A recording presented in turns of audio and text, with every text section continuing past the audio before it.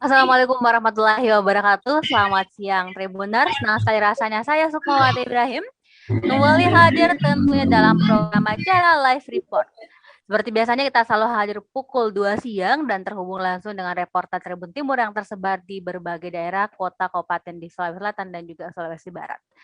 Baik Tribuners, dan sekarang juga kita sudah terhubung dengan salah satu reporter Tribun Timur, ada Ahmad Nasution yang bertugas di Kabupaten Bantaeng. Ahmad, monitor Ahmad. Ahmad sepertinya masih termute. Baik, Tribuners. Ya, baik Tribuners. Topik dari akan dilaporkan oleh Ahmad Nasution terkait ayah dan anak di Bantaeng terlibat perkelahian dan keduanya kini dirawat di rumah sakit. Kira-kira seperti apa berita lengkapnya? Langsung saja kita dengarkan dari Ahmad Nasution. Baik, Sukma. Kali ini saya akan melaporkan terkait peristiwa yang terjadi di Kabupaten Bantaeng yang melibatkan ayah dan anak yang terlibat perkelahian.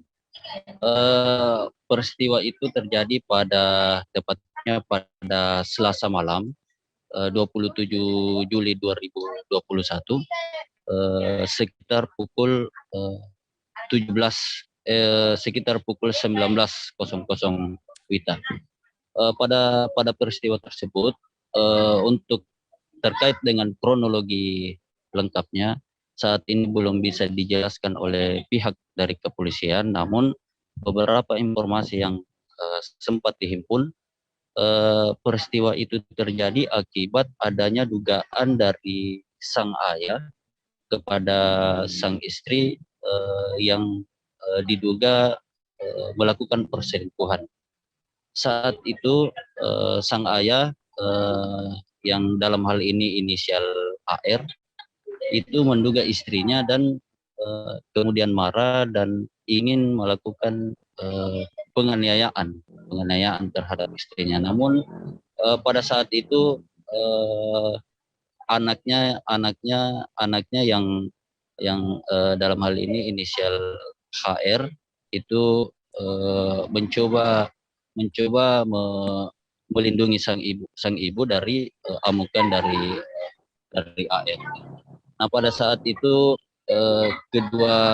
keduanya ayah dan anak itu terlibat perkelahian dan akhirnya dilarikan ke rumah sakit. Sementara itu. Baik, Ahmad, mungkin bisa disampaikan bagaimana kondisi dari ayah dan anak tersebut. Apakah memang mengalami luka parah dan apakah saat pertengkaran terjadi, perkelahian terjadi, keduanya menggunakan senjata tajam atau seperti apa, Ahmad, sehingga sampai akhirnya dilarikan ke rumah sakit? Iya, menurut penjelasan dari Kasat Polres Bantaeng atau Burhan, itu disebutkan bahwa sang ayah menggunakan sebilah parang, kemudian sang anak menggunakan sebuah besi untuk melakukan perlawanan. Keduanya saat dirawat di rumah sakit mengalami luka, sang anak mengalami luka pada bagian belakang, kemudian sang ayah mengalami luka pada bagian lengan kiri dan jarinya. Namun menurut Kepala Bidang Pelayanan Medik Rumah Sakit Anwar Matutu Bantaeng, keduanya saat ini sudah dalam kondisi stabil, tidak mengalami luka yang begitu berat, sehingga saat ini hanya memerlukan beberapa hari untuk kemudian dikeluarkan dari rumah sakit. Dan untuk terkait pemeriksaan yang dilakukan oleh pihak kepolisian, saat ini masih menunggu keduanya ayah dan anak itu untuk meminta keterangan lebih lanjut terkait motif yang diduga dugaan penganiayaan yang terjadi. Sementara itu. Baik Ahmad dan Tribuners, kita akan menyaksikan langsung wawancara bersama dengan Kasat Reskrim Polres Bantaeng AKP Burhan. Berikut videonya. peristiwa penganiayaan yang melibatkan orang tua dan anak yang inisialnya AR dengan AR, di mana motif dari kejadian penganiayaan yang terjadi di Jalan Merpati itu sekitar jam 19.00 WITA, tepatnya Selasa tanggal 1 Juli 2021 di Jalan Merpati. Kita masih perlu pendalaman tentang motifnya, karena ini masih kedua-duanya mengalami korban yang masih berada di Rumah Sakit Makatugi Bantaeng. Jadi untuk informasi selanjutnya, untuk pendalaman saya akan dalami kembali motifnya, sehingga kenapa sampai terjadi antara peristiwa penganiayaan antara anak dan orang tua, seperti itu. Terkait penganiayaan dilakukan itu seperti apa penganiayaannya? Ada yang menggunakan besi, ada yang menggunakan parang.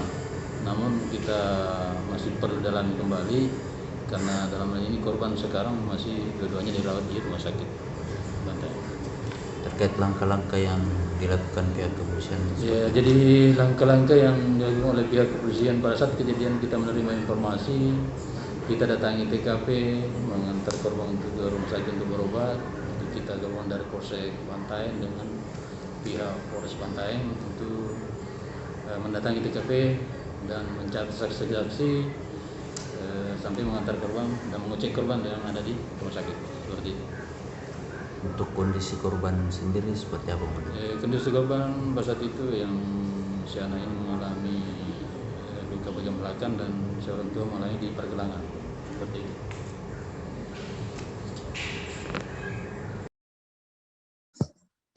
Ya, itulah tadi hasil wawancara dari Kasat Reskrim Polres Bantaeng AKP Burhan. Dalam hal itu disampaikan bahwa pihak kepolisian, dalam hal ini Polres Bantaeng, belum mengetahui seperti apa kronologi yang pasti pada saat peristiwa tersebut. Kemudian terkait dengan motif juga belum diketahui, dan saat ini pihak dari Polres Bantaeng masih menunggu kedua anak dan ayah tersebut sembuh dari luka akibat perkelahian yang sempat terjadi. Ya, Sukma. Ya, baik Ahmad Nasution, terima kasih banyak atas laporan Anda dan semoga apa yang terjadi di Kabupaten Bantaeng cepat ketemu titik temunya, sehingga mungkin diharapkan ya keluarga tetap berdamai ya. Baik, Tribuners, dan untuk Ahmad silahkan dilanjutkan aktivitasnya, dan Tribuners jangan kemana-mana karena kita akan ketemu lagi setelah jeda berikut ini.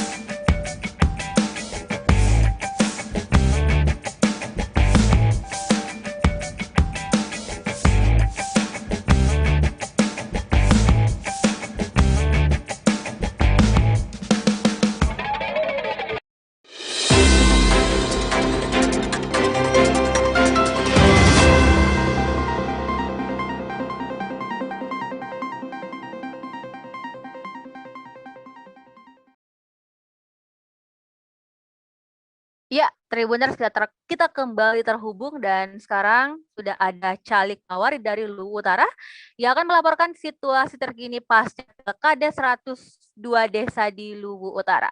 Calik, silahkan laporan Anda. Ya, terima kasih Sukma. Saat ini saya berada di Desa Cening, Kecamatan Malangke Barat, Kabupaten Luwu Utara. Salah satu desa yang baru pekan lalu melaksanakan pilkada serentak di Kabupaten Luwu Utara. Jadi pekan lalu ada 102 desa di Kabupaten Luwu Utara. Utara yang melangsungkan pilkada serentak. Secara umum pelaksanaan pilkada serentak di 102 desa di Kabupaten Utara berlangsung lancar, walaupun pada saat perhitungan suara kemarin terjadi satu insiden tepatnya di Desa Tandung dan Malangke, mana insiden pemarangan yang berujung terhadap di mana terjadi insiden pemarangan yang berujung pada tewasnya satu orang. Namun kepolisian setempat telah memberikan klarifikasi di mana kasus pemarangan tersebut tidak terkait dengan pelaksanaan pilkades, namun terkait dengan dendam lama yang kembali. Itu sementara. Baik, Calik mungkin bisa disampaikan apakah korban tersebut juga salah satu calon atau seperti apa, atau memang dia hanya masyarakat yang kemudian ingin memilih atau seperti apa, Calik? Jadi baik korban maupun pelaku masing-masing berada di luar daripada desa yang melangsungkan pilkades, namun peristiwanya terjadi di desa Tandung. Diduga kedua orang yang terlibat pertikaian merupakan hanya merupakan simpatisan pasangan calon. Namun setelah polisi melakukan penyelidikan, polisi memastikan bahwa peristiwa tersebut tidak terkait dengan pilkades, namun terkait dengan dendam lama. Apalagi pelaku merupakan residivis yang baru setahun keluar dari penjara dengan kasus pembunuhan juga. Baik, Calik, lantas seperti apa situasi pada saat terjadi pertengkaran antara kedua belah pihak sehingga menimbulkan korban meninggal? Apakah saat itu mengganggu aktivitas pemilihan kepala desa atau berjalan sebagaimana mestinya atau seperti apa, Calik? Peristiwa tersebut tidak mengganggu jalannya pelaksanaan pilkades, terutama di Desa Tandung, karena peristiwa tersebut terjadi beberapa saat setelah proses perhitungan suara dilakukan. Jadi setelah proses perhitungan baru peristiwa tersebut terjadi, dan peristiwa tersebut langsung dikendalikan oleh personil Polres Luwu dibantu dengan Brimob Pebunta, sehingga kejadian tersebut tidak meluas dan tidak ada aksi balas dendam sampai hari ini. Itu sementara. Apakah pelaku saat ini sudah diamankan dan seperti apa hukum yang akan diberlakukan untuk pelaku?